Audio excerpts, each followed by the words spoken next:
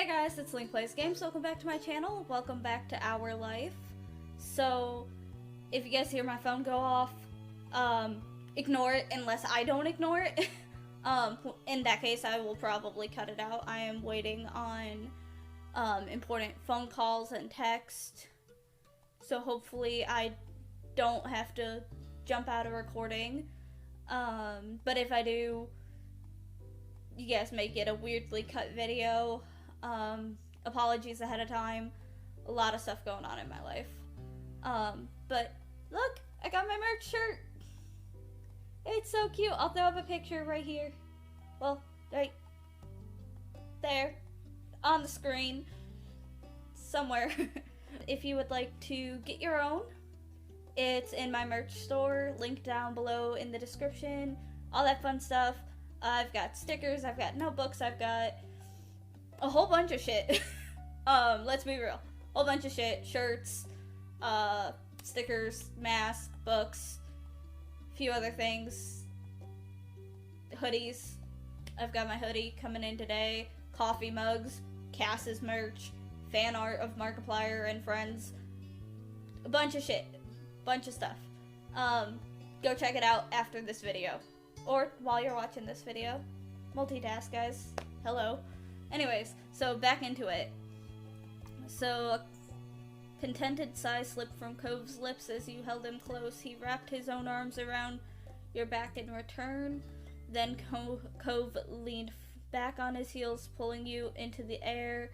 The height difference made it trivially...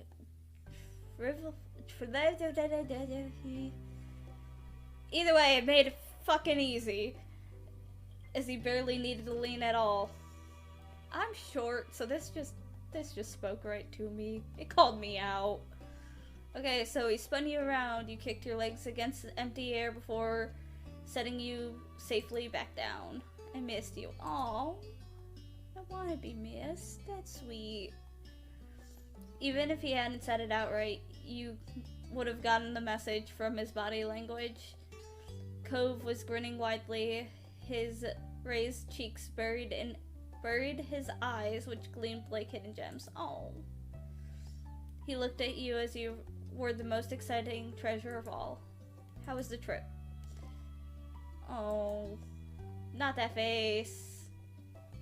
He leaned in to kiss you. Hold on a second. Hold on. I just asked you a question, sir. Answer. Are there orbs? Are those orbs? Is my room haunted? Oh, we got 3 orbs. Oh, 4, 5. Oh, someone get the salt. Where's Cass? We got a ghost. Okay, so after a long moment, he broke the kiss. Alright, I hated it.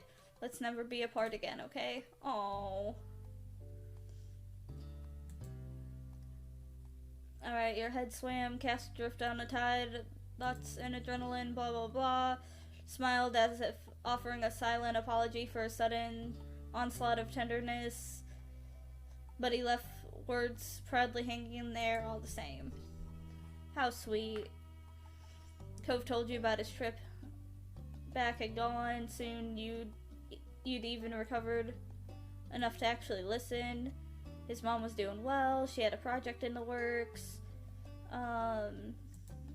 Okay, things were settled as much as they ever could be. With Cove back once more, you felt at ease. Cove stretched his arms out over his head, his eyes on the window and the world beyond. Okay. Well, I should probably get my stuff and see Dad. Wanna come with me? Aww. Sure, I can go for a little while. Okay. Followed after him. The two of you casually went down to the ground floor of your house. In all the excitement of Cove's return, you hadn't even remembered the gift you prepared for when he got back. Can you wait here for a little while? I've got something for you. Really? Okay, you nodded with some eagerness.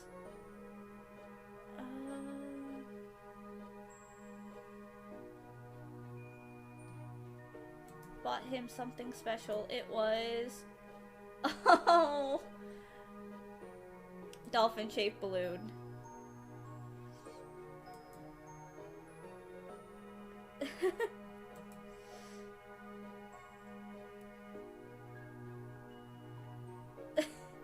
You were careful in analyzing your surroundings for anything the balloon could be pierced by. It'd be awful if somewhat ironic if the new balloon met the same fate as its predecessor.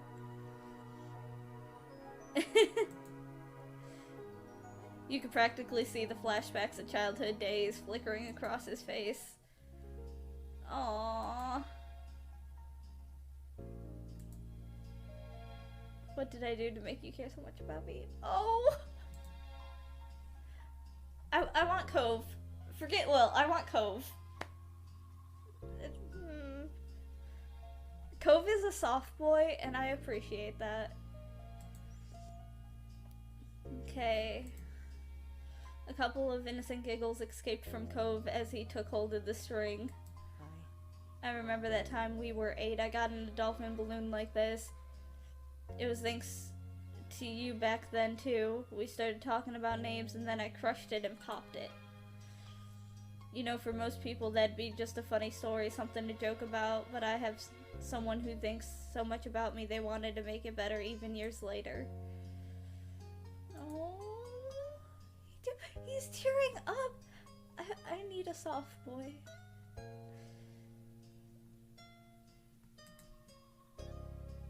Okay, sorry, I should be reading.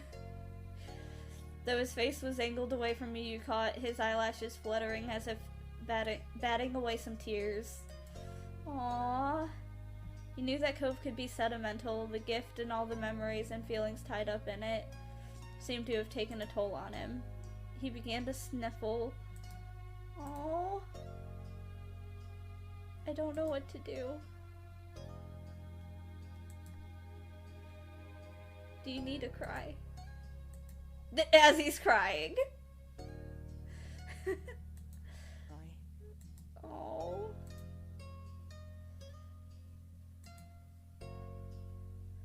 You kissed Cove until the need for air finally won. Head spinning, you were glad of the security of Cove's hand. Even after your lips parted, Cove remained close, his hand still framing your face.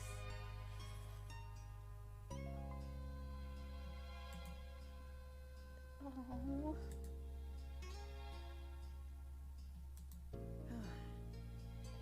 You're really seriously too nice to me. I'm usually an asshole, so that's a good thing. I don't think there's such a thing as too nice when it comes to you. Oh. Rude. Okay. Once you had the chance to settle your thoughts, you figured you'd tell Cove the intriguing news. I meant to tell you earlier I saw Silo today. From when we were kids? Oh, he was the freckled boy that first summer, right? The one who moved? I met a guy named Silo. He looked just like the Silo we knew, plus however many years. But he didn't remember me and just left. That's, I don't know, too bad I missed it. I thought you knew him better than I did. That was definitely true. Not only had Cove known Silo for a shorter period of time, but he and Silo never quite gotten along. Not that they were enemies either, just kids who were only ever together because of the other people they knew. Wonder what Silo's up to these days. Don't have any idea, he didn't say much. Okay. Also, you know the mean old neighbors, the one who would always yell at us? They're not coming, they didn't rent the condo this summer. Alright. Even now, as a teenager, you found your neck prickling as you walked by their condo, half expecting a scolding for breathing the wrong way in the vicinity of their vacation home. It was strange to think of that coming to an end. I didn't see that coming. People being gone, people coming back. It feels like I've missed a lot. This summer has been a busy summer already. You haven't missed the fireflies. They haven't showed up yet. Well, that's something. Okay. The two of you headed out and traced the most familiar path you've ever walked, a trip across the road over to Cove's house. It seemed like that no sooner had the night begun, it was already at an end. The dawn of a new day was soon upon you. The next morning, your belly was full of breakfast, you were in a pleasant mood, you hoped the rest of the day would follow suit. You were meeting up with your friends Cove, Miranda, Terry to go into town. Having a nice daydream. I love that she's letting her grace come in. She's precious.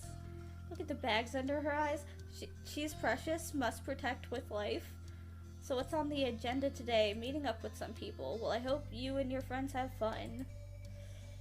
Alright, you knew both of your moms wanted you to enjoy every bit of the summer before all the big changes started. Before you go gallivanting around the town, will you bring the mail in? Okay. As soon as you were outside your front door, you couldn't help but to see Cove and his dad standing in the road. They noticed you too. Good timing, you should come join us.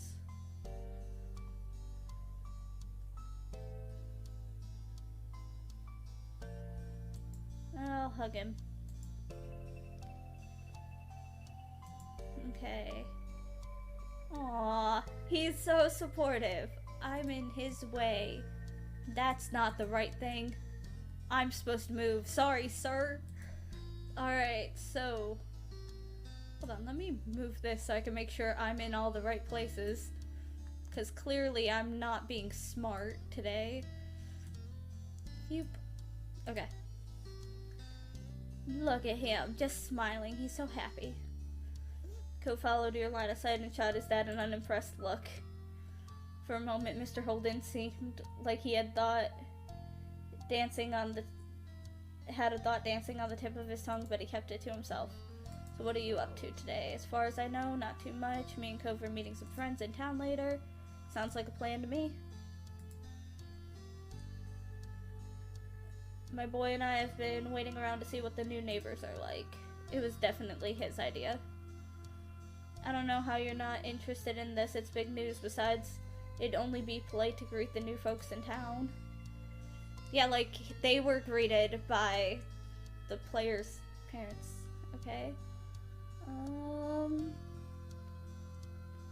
You've been here too long. If seeing a new person rent a condo is what you considered an exciting development.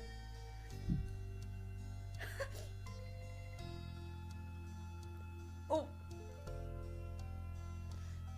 Oh. Sure, I'm dying to see the newcomers. Really, you two? Yeah, it could be anyone. The beach attracts all kinds of people. I guess. He's unimpressed. He's worried about a new boy. Alright. There's no sign of them. I still need to head over to work soon. Okay, I promise to keep an eye out. I'll text you if anything happens. Really? Yeah, of course. Well, I mean, only until I have to meet up with Terry and Miranda. Would that still work? Oh my god. Mr. Holden looked absolutely thrilled to have his nosiness enabled. Look at that shit-eating grin. Oh my god. That's me and my mom right there. Like, I'm not saying my mom's nosy, but like if there's like something going on and I don't go like, hey mom, so like, here you go, here's the tea. She's just like, you didn't bring me any tea for the past couple of weeks. Where's my daughter? What have you done to her? You are my true ally in this world. I love Mr. Holden. With that settled, I'll go make some money. That's always been the one thing I do best. Hey. Be on that grind. He's one of my favorite people. He's always tried his best and honestly just great. Are you okay? Just not looking forward to waiting. Guess I'll be hanging around the street a while.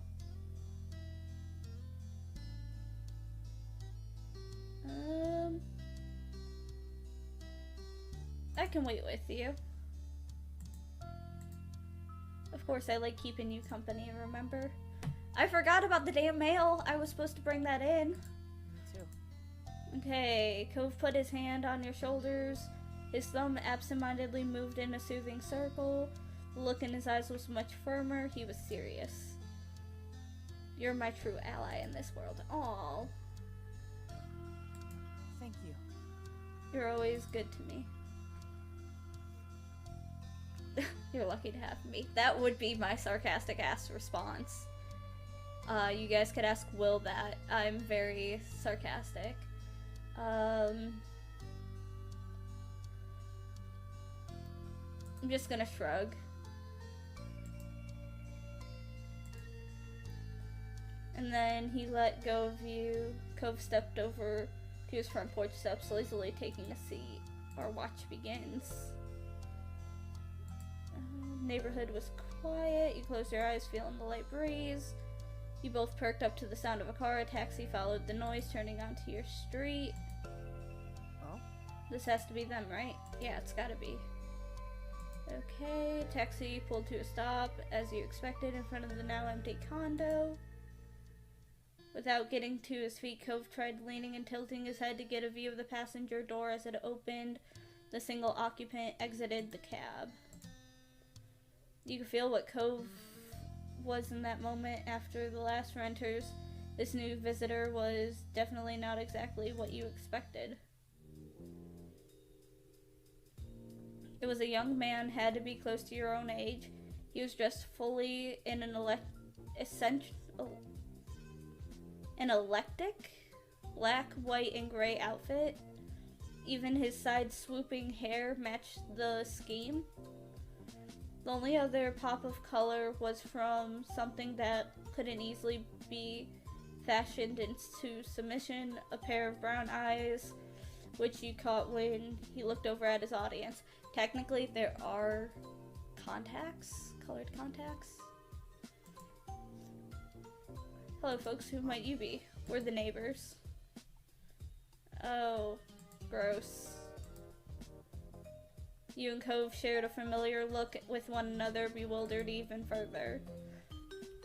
The color-coordinated man left it there, however, with a firm click. He shut the door of his ride, turned his back to you to retrieve a large, unsurprising black suitcase out of the trunk.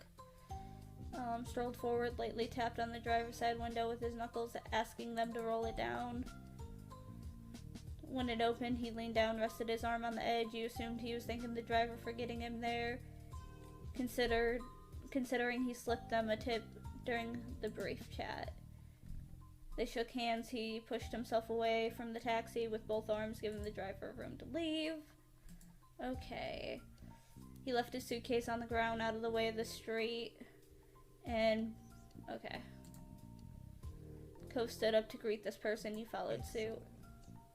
I'm Baxter Ward. It's excellent to meet you, neighbors. Ew. Ew.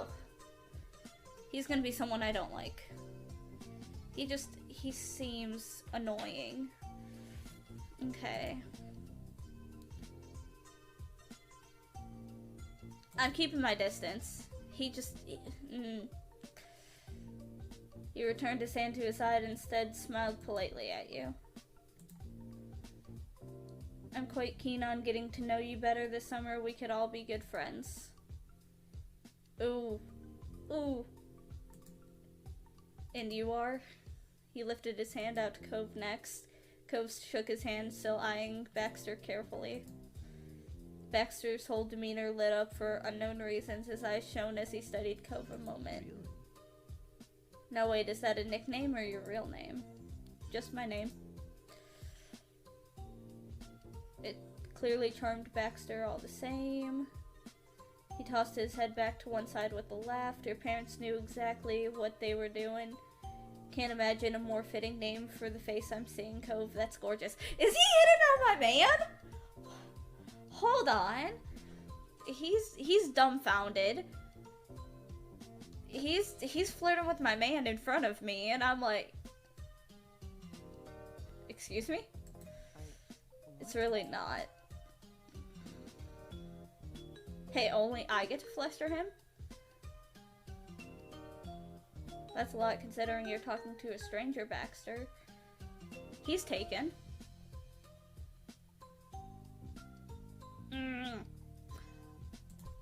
I'm that person, okay?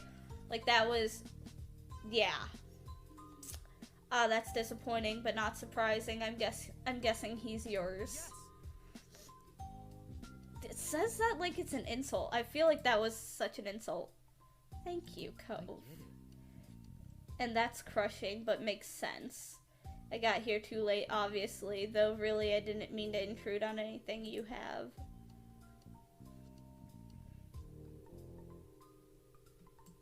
Okay.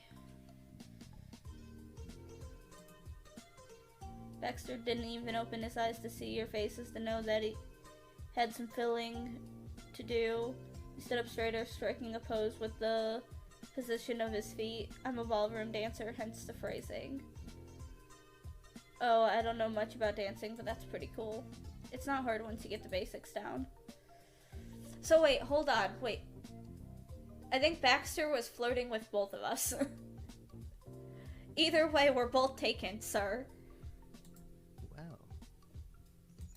I don't like his voice. He grinned in a way that was rapidly becoming familiar to you. If either of you are looking for a partner, I'm available. I'll pass. You felt a familiar touch as he squeezed your hand for a moment. Sorry. There's only one person I want to dance with, sorry. Ha!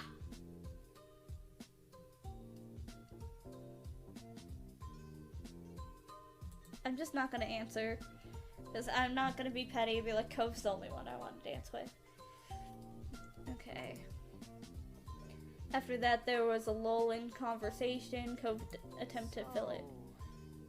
So what made you decide on Sunset Bird? Well, my parents rented a condo, so I had a place to stay while I'm off for a semester from college and not living in the dorms. Honestly. Ideally, they wanted to send me somewhere that wasn't too exciting, but lucky for me, they picked the wrong street. Considering the two of you live here. Ew, stop. He's coming off aggressively flirty, and I don't appreciate that. Like, I'm just like, cool. Like, be that kind of person, but also don't be. I don't know, I can't handle aggressively flirty people, especially once you tell them, like, hey, I'm not cool with that, and they're, like, still aggressively flirty. And it's like, okay, like, awesome that that's your personality, but, like, also not cool.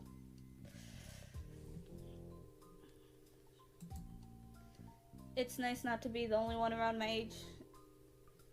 The only one my age around the neighborhood for an entire summer, nothing more. Cove wasn't relating still. You could have phrased it like that in the first place. I don't feel the need to keep words of praise to myself. But they're not romantic come-ons. I see that you two are very much a committed pair. I'd like to be friends if we can, but that's all. The way he talks.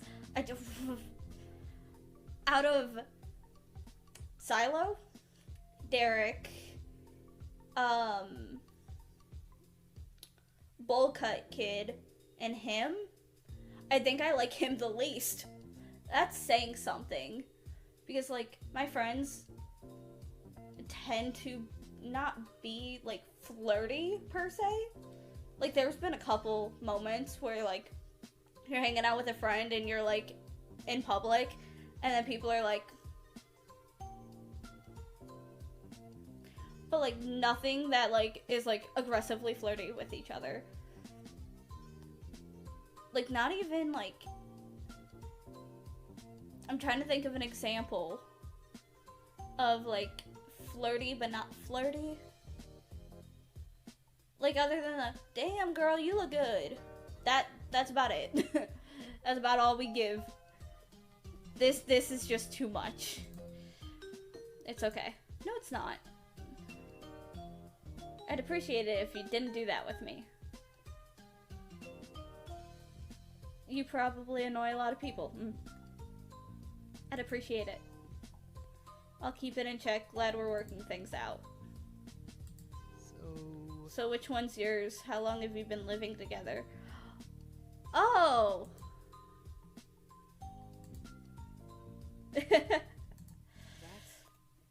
We're both your neighbors, but we live in different houses with our parents. As if second nature to the two of you pointed to your homes, the buildings directly across the street from each other. Your neighbors who started dating? What a couple of lovebirds. You're the backbone of a romantic society. Ew. He's the type who enjoyed Shakespeare in high school. Don't get me wrong, I did also enjoy poetry. Not really Shakespeare, but he was definitely a Shakespearean kid. Hopefully, or honestly, I hope you never break up. If you can make it work, there might be a chance for the rest of us. Oh, well, that's kind of nice. After that, you had no doubts about his claims of being complimentary. You shook your head at it. Too much again? Kind of. Yeah. Well, if either of you are free, I'd be thrilled to hang out this summer, but we can save the scheduled talk for later. I should get my things inside. Goodbye. Alright. See ya. Baxter then turned on his heels. With him completely out of the scene, Cove let out a long breath. I don't know how I'm gonna explain that guy to my dad. At least the job is done. We saw the new neighbor. Now we can go meet up with Terry and Miranda. Yeah, we should get going. What about the mail?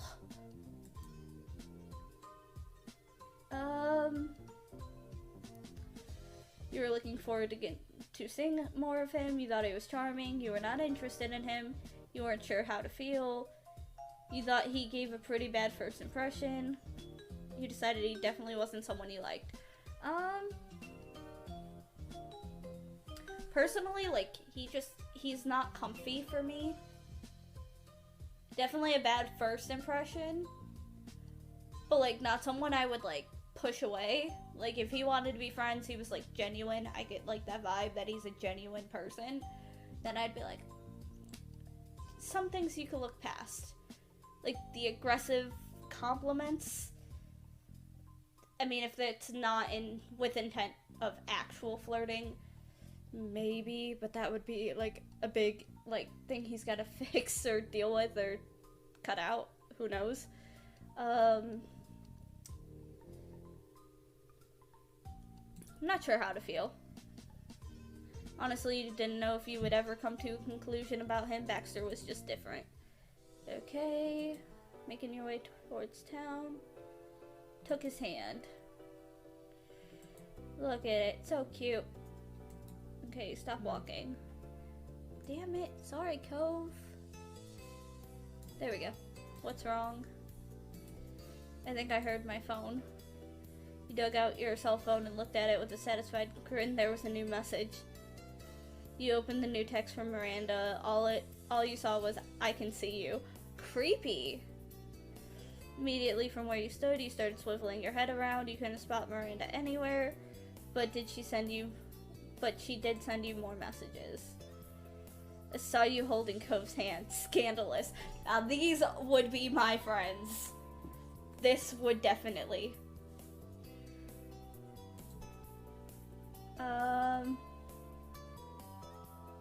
Randy? What?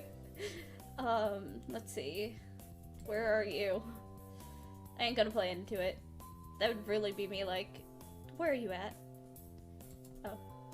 Message was sent. You were back to looking around, scanning for any signs of movement, familiar faces.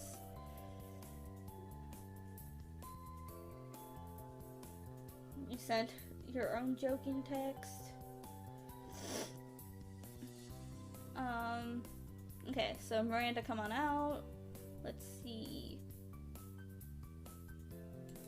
Okay, there we go. Once you hooked your arms around Cove's neck, still holding your phone, you brought him closer to you. He blushed and gave you a look mixed with amusement and confusion. Seriously, what did that message say anyway? Before you could explain anything to Cove, both of you snapped your attention to yelling across from the street. There you saw Miranda and Terry coming out from behind the backside wall at the grocery store. They both started waving wildly to draw even more attention to themselves. Oh.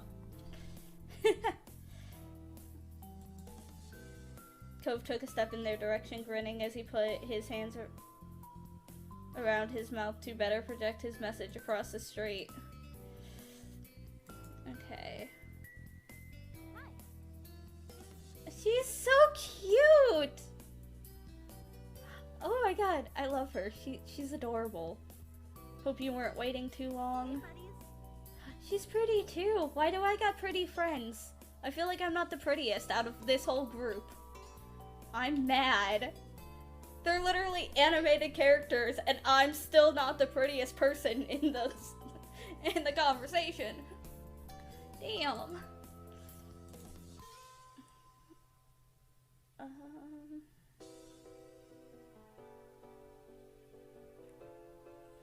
Just hi. Okay, Terry then closed the distance between her and Cove and crushed him in a tight hug. You're finally here. It's been so long. What took you? He did his best to eke out a reply with his chest being compressed. Eventually, she let it go. Terry looked at him with a beaming smile, but Cove was distracted, rubbing his arms.